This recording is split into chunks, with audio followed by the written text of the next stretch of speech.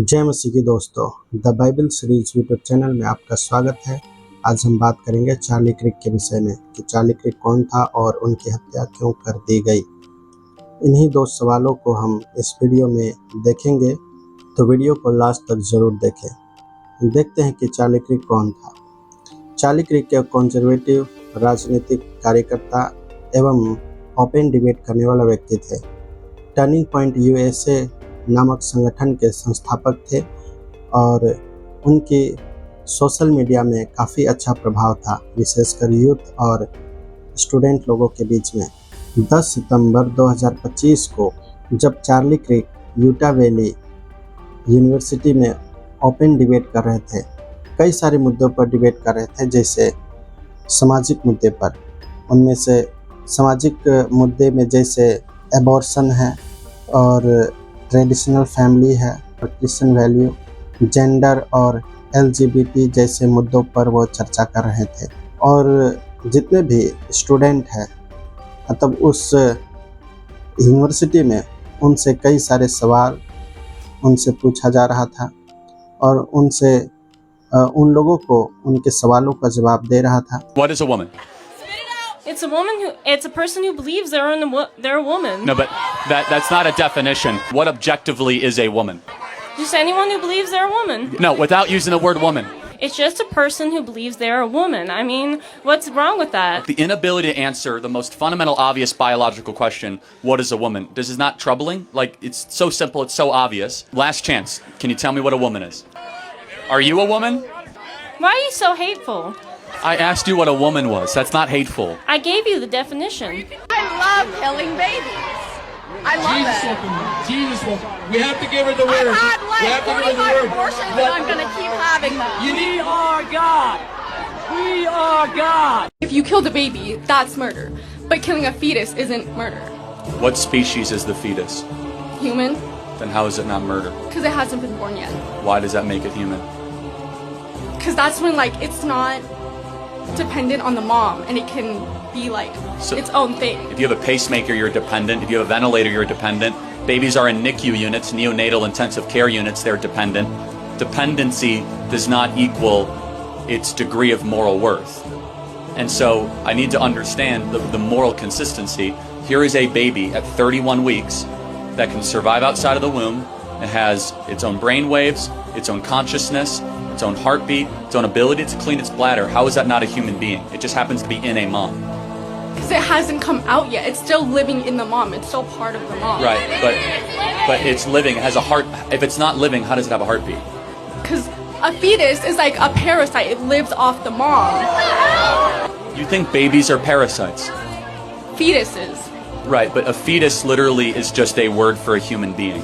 It's a stage of Before development. it's born. Right, but have you ever been to a fetus shower? Why do they call it a baby shower, not a fetus shower?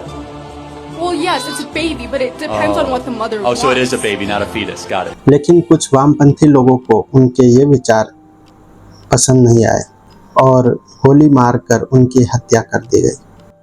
तो आइए हम उन मुद्दों पे थोड़ा उन मुद्दों को देखेंगे, कौन कौन सा मुद्दा है जिस पर चार्ली क्रिक डिबेट किया करता था।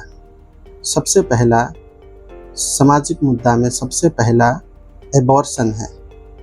एबॉर्शन जो कि एक अनबॉर्न बेबी है, उनको भी जीने का अधिकार है। उनका सीधा उन लोगों से ये तर्क था, जब आपको बच्चा नहीं पैदा करना है और बच्चा नहीं चाहिए तो फिर वैसा क्यों करते हैं, ऐसा आपको करना नहीं चाहिए। ऐसे तर्क देकर उन लोगों को समझाता था।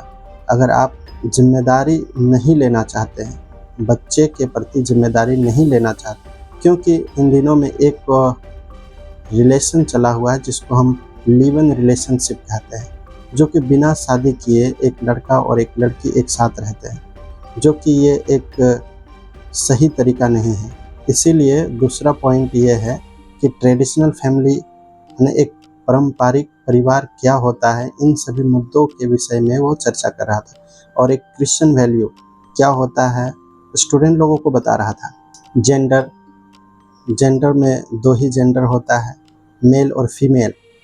पर लोग क्या है, लोगों की मानसिकता में ऐसा लोगों की मानसिकता बना दिया गया कि नहीं, अगर आप जैसे LGBT है, मतलब एक लड़की अगर लड़की की तरफ ही आकर्षण होता है तो उसको लेस्बियन कहते हैं, और यदि एक लड़का और लड़का की तरफ ही आकर्षित होता है तो उसको गे कहते हैं।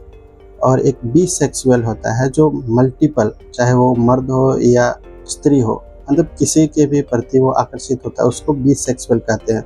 और चौथा होता है ट्रांसजेंडर। ट्रांसजेंडर का मतलब कि अगर लड़का में जन्म लिया है तो वो लड़का में जन्म होने से वो लड़का में संतुष्ट नहीं है, वो लड़की बनना चाहता है। और जो लड़की में जन्म लिया है वो उसके अंदर लड़की वाली फीलिंग ना होकर लड़का वो बनना चाहता है। हाल फिलहाल में उसका मैं एक उदाहरण बताऊंगा। अपने देश भारत में हाल ही में एक क्रिकेटर का बेटा जो लड़का था वो अपना जेंडर चेंज करके वो एक लड़की बन गए, जो कि ये अननेचुरल है। और ये इन्हीं सारे मुद्दों पर जो वो बातें कर रहे थे, तो जो लेफ्ट विंग वाले हैं, मतलब वहाँ पे भी दो तरह के विचारधारे होते हैं, एक राइट विंग और एक लेफ्ट विंग। तो जो लेफ्ट विंग के विचारधारे के लोग थे उनको इनका ये विचार, और जो स्टूडेंट लोगों को ये समझा रहा था, लोगों को तर्क दे रहा था, तो उनको ये पसंद नहीं आया। और उन्होंने उन चलते हुए कार्यक्रम में, जो उस कार्यक्रम में लगभग 3000 से अधिक स्टूडेंट थे, उनके बीच में उनको छत से उनको डायरेक्ट उनके गर्दन में गोली मार के उनकी हत्या कर दी। और हत्या करने वाला का नाम टाइलर रॉबिन्सन है, जिनका उम्र मात्र सिर्फ और सिर्फ 22 साल है। मतलब एक 22 साल का लड़का इतना कट्टर हो गया कि उसने एक व्यक्ति की हत्या कर दी। सिर्फ उनका ये तर्क था कि ऐसा नहीं करना चाहिए। यदि आप इस बात के लिए तैयार नहीं हैं, आप जिम्मेदारी को लेना नहीं चाहते हैं, तो फिर आप ऐसा कार्य क्यों करते हैं। इन्हीं सारे मुद्दों के बारे में चर्चा करने के कारण क्या है, उनको मार दिया गया। और परमेश्वर ने 2 ही जेंडर बनाए हैं, एक मेल और फीमेल। जब परमेश्वर ने आपको मेल बनाया है तो फीमेल बनना क्यों चाहते हैं? जब फीमेल बनाया तो आप मेल बनना क्यों चाहते हैं? जैसा आप हैं वैसे आप अपने आप को स्वीकार क्यों नहीं करना चाहते हैं? तो इन्हीं सब बातों के विषय में वो चर्चा कर रहा था। और ये बात सच है, इन दिनों में हर वो एक गलत चीज़ों को लोग ज़्यादा से ज़्यादा प्रमोट करते हैं, पर जो सही बात है, अगर कोई सही बोल रहा हो तो उनको क्या है, नहीं ये सही नहीं बोल रहा है, इनको ख़त्म कर दो। और यही काम उन्होंने किया। तो दोस्तों, मैं आपको बता दूं, सच को चाहे कितना भी दबाने की कोशिश क्यों ना किया जाए, सच कभी दबेगा नहीं। यदि एक चार्ली क्रिक को ख़त्म कर देगा तो उनके जगह पर 1000 चार्ली क्रिक परमेश्वर खड़ा कर देगा। I am Charlie Kirk. I am Charlie Kirk. I am Charlie Kirk. I am Charlie Kirk. I am Charlie Kirk. I am Charlie Kirk. I am Charlie Kirk. I am Charlie Kirk. I am Charlie Kirk. I am Charlie Kirk. I am Charlie Kirk. I am Charlie Kirk. I am Charlie Kirk.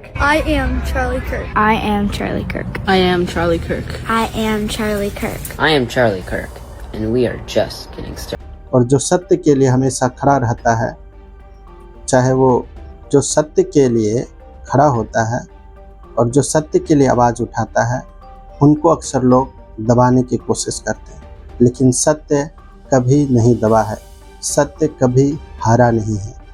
तो इसीलिए उनकी हत्या के पीछे यही कारण था कि वो इन्हीं सारे मुद्दों पर चर्चा करने के कारण उनकी हत्या कर दी गई।